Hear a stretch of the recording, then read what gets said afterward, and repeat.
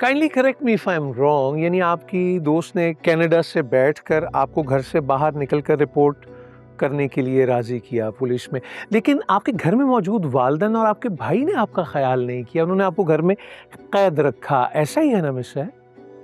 मेरे घर वाले डर गए थे कि लोग क्या कहेंगे। मेरी जिंदगी के बारे में सोच रहे थे, मेरे फ्यूचर के बारे में सोच रहे थे। आप माशाल्लाह पढ़ी लिखी हैं, तो आपके वालिदैन भी पढ़े लिखे हों? जी, मेरे घर वाले पढ़े लिखे। तो आज के मॉडर्न दौर में एक मॉडर्न लड़की के पढ़े लिखे वालिदैन डर गए?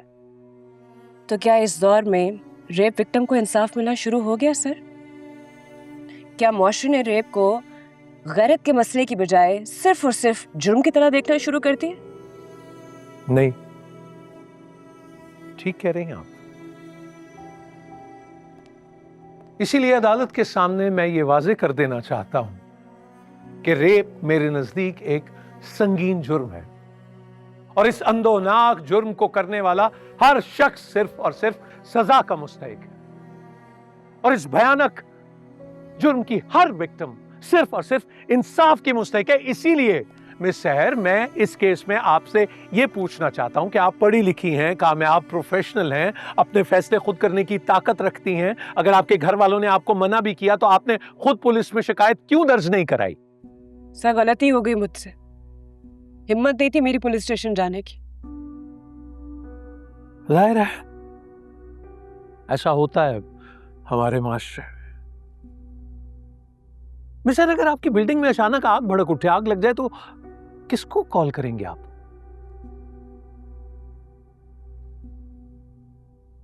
फौरन फायर ब्रिगेड को बुलाऊंगी।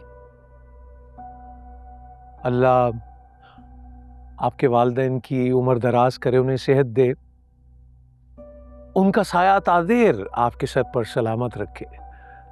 तो खुदा ना खास्ता उन दोनों में से किसी एक की तबीयत खराब हो जाए तो क्या करेंगे आप? एम्बुलेंस बुलाऊंगी। किस नंबर पे कॉल करके एम्बुलेंस बुलाएंगे? 1122 पे। Very impressive.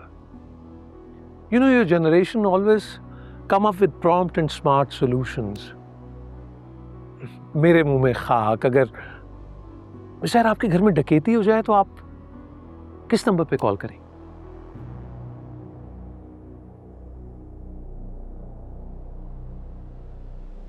कॉन5 पे पुलिस को कॉल करूंगी। Here we are. तो मिस सहर, अगर आप पुलिस स्टेशन जाने की हिम्मत नहीं कर पा रही थी तो आपने 15 पर कॉल क्यों नहीं किया? Objection, Your Honor. This is witness badgering. Question asked and answered. कि क्यों मिस सहर 6 दिन तक पुलिस के पास रिपोर्ट कराने नहीं गई, लेकिन फाजिल वकील वही सवाल बार बार मुख्तलिफ तरीकों से पूछे जा रहे हैं। जवाब देने और तसल्ली बख्श जवाब देने में फर्क होता है ना योर लॉर्डशिप।